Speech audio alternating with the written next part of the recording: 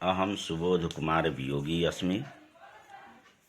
अद्य कोरोना वैश्विकमहामारी आपदः कारणात् मम विद्यालयः अवकाशः वर्तते। सः अद्य स्वस्थ जीवनं कामनाः करोमि।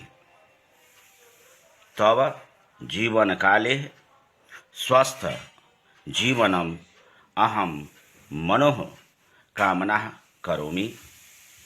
स एव धर्मकारणात् इति महत्वपूर्णः मन्त्रः वर्तते। शरीरम अद्य धर्म खलु साधनम, अर्थात स्वास्थ्य ही जीवन है। स्वस्थ रहना जीवन के लिए महत्वपूर्ण है। ऐसे भी शास्त्र भी कहता है, सर्वे भवन्तु सुखिनः सर्वे सन्तु निरामयाः सर्वे भद्राणि पश्यन्तु मा कश्चित् दुःखभाग् भवेत्। अद्य संस्कृत व्याकरणे वर्णप्रकरणः महत्वपूर्ण पाठः वर्तते। इदं पाठः अति महत्वपूर्णः व्याकरणस्य संस्कृत व्याकरणस्य रोचकः वर्तते। जीवनकाले वर्णस्य संस्कृत व्याकरणस्य महत्वपूर्णः स्तंभः वर्तते। इसलिए अतः हम इसका संस्कृत अनुवाद करते हैं। आज वर्ण प्रकरण महत्वपूर्ण है। प्रिय छात्र छात्रों, प्रिय छात्र छात्राश्च सुप्रभातम्। वर्ण प्रकरणः प्रारंभः वर्तते। वर्ण शब्द का वह खंड जिसका फिर टुकड़ा न हो सके वर्ण कहलाता है। वर्ण का शाब्दिक अर्थ अक्षर होता है। अ और छ के जुड़ने से अक्षर निर्माण होता है। अ का अर्थ नहीं, क्षर का अर्थ खंडित होना या विभक्त होना कहलाता है। अर्थात ऐसे मूल ध्वनि जिनके खंड या टुकड़े न किए जा सके वे अक्षर कहलाते हैं। यथा जैसे क जोड़ अ, क हलंत जोड़ अ बराबर क। वर्ण के दो भेद हैं, स्वर वर्ण और व्यंजन वर्ण। स्वर वर्ण जिन वर्णों का उच्चारण बिना किसी दूसरे वर्ण की सहायता से की जाए, अर्थात स्वतः उच्चारित होने वाले वर्ण स्वर वर्ण कहलाते हैं। इनकी संख्या 13 है। स्वर के मुख्यतः 3 भेद हैं। यह पहला ह्रस्व स्वर, दूसरा दीर्घ स्वर, तीसरा प्लुत स्वर। ह्रस्व स्वर ऐसे वर्ण जिन वर्णों के उच्चारण में एक मात्रा का समय लगता है उसे ह्रस्व स्वर कहते हैं। इसकी संख्या 5 है। अ, ई, उ, री, लृ। दीर्घ स्वर जिन वर्णों के उच्चारण में ह्रस्व से दुगुना मात्रा का समय लगता है वे दीर्घ स्वर कहलाते हैं। इनकी संख्या 8 है। प्लुत स्वर ऐसे वर्ण जिन वर्णों के उच्चारण में ह्रस्व से तिगुना या उससे अधिक मात्रा का समय लगता है वे प्लुत स्वर कहलाते हैं। जैसे संबोधन शब्द हे, अरे, अजी, आहा तथा वाद्य यंत्र के सरगम। इसके मूल रूप से हम श्लोक के माध्यम से भी इसको परिभाषित कर सकते हैं।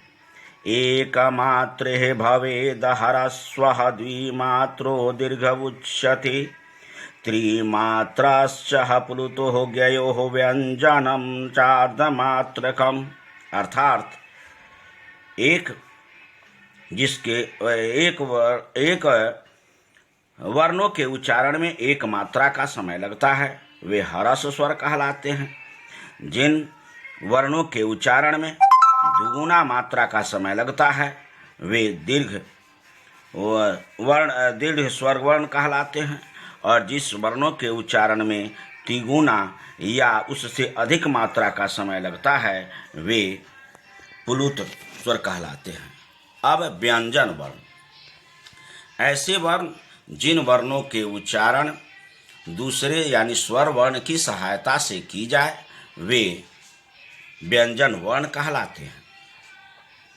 इन्हें अध्ययन की सुविधा हेतु 5 वर्गों में बांटा गया है। क वर्ग, जिनके अंतर्गत क से लेकर अंग तक के वर्ण आते हैं। च वर्ग, जिसमें च से लेकर के य तक के वर्ण आते हैं। ट वर्ग, ट से लेकर के अण तक के वर्ण आते हैं। त वर्ग, त से लेकर के न तक के वर्ण आते हैं। प वर्ग, प से लेकर के म तक के वर्ण आते हैं। उसके बाद अंतस्थ वर्ण हैं य, र, ल, व। ऊष्म वर्ण तलाब स, मूर्धन स, दंत स, ह। संयुक्त वर्ण छ, त्र, ज्ञ। अब है स्पर्श वर्ण क्या है। कार्दयो मावसानः यशपरसः, अर्थात क वर्ग, च वर्ग, ट वर्ग, त वर्ग और प वर्ग के वर्णों को स्पर्श व्यंजन कहते हैं। इनकी संख्या 25 है।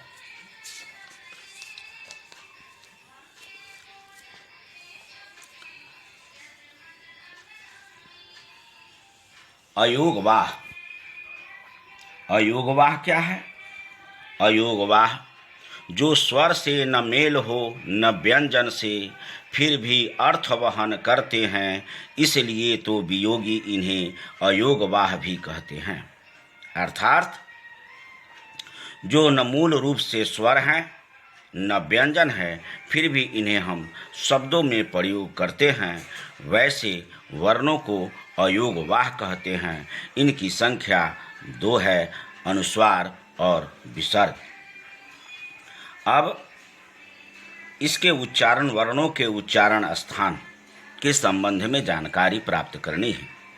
इसके अध्ययन की हेतु इसे 9 सूत्रों के माध्यम से भी हम स्पष्ट कर सकते हैं। पहला है अकुहु विसर्जनीयानाम कंठ, अर्थात अ, आ, क वर्ग और विसर्ग का उच्चारण स्थान कंठ है, अतः इन वर्णों को कंठ वर्ण कहते हैं। दूसरा है इचि वशानाम तालु, हर्ष ई, दीर्घ ई, च वर्ग, य और तलाबे स्व का उच्चारण स्थान तालु है, अतः इन वर्णों को तालव्य वर्ण भी कहते हैं। ऋटोरिषाणाम मूर्धा, री, ट वर्ग, र और मूर्धन स का उच्चारण स्थान मूर्धा है, ऐसे वर्णों को हम मूर्धन्य वर्ण भी कहते हैं। धृतुलसानाम दंतः, ली, ल, त वर्ग और दंत स का उच्चारण स्थान दांत है, अतः इन वर्णों को दंत वर्ण भी कहते हैं। उपोपमध्यमानियानाम उष्टौ, हर्षु, दीर्घु, प वर्ग और चंद्रबिंदु का उच्चारण स्थान ओठ है, अतः इन वर्णों को ओष्ठ वर्ण भी कहते हैं। यमंगनानाम नासिका च, य, म, अंग, टवर्गी न और न का उच्चारण स्थान नाक है, अतः इन वर्णों को अनुनासिक वर्ण भी कहते हैं। ए दैतौ कंठ तालु, ए और अय का उच्चारण स्थान कंठ और तालु है। ओ दैतो कंठोष्टम, ओ और औ का उच्चारण स्थान कंठ और ओठ है। वकारास्य दंतोष्टम, व का उच्चारण स्थान दांत और ओष्ठ है। अब है वर्ण विच्छेद, जो अति महत्वपूर्ण है। वर्णों को अलग अलग करके लिखने की विधि को, रीति को हम वर्ण विच्छेद कहते हैं। यथा में जैसे राम र हलंत जोर आ, म हलंत जोर अ, ऐसे इसका हम जो खंडित करते हैं, खंडन करते हैं, खंडित करके जो हम सजाते हैं वे वर्ण विच्छेद कहलाते हैं। वर्ण संयोजन, अब उसके बाद आता है वर्ण संयोजन। वर्णों को मिलाकर शब्द के रूप में लिखने के कार्य को वर्ण संयोजन कहते हैं।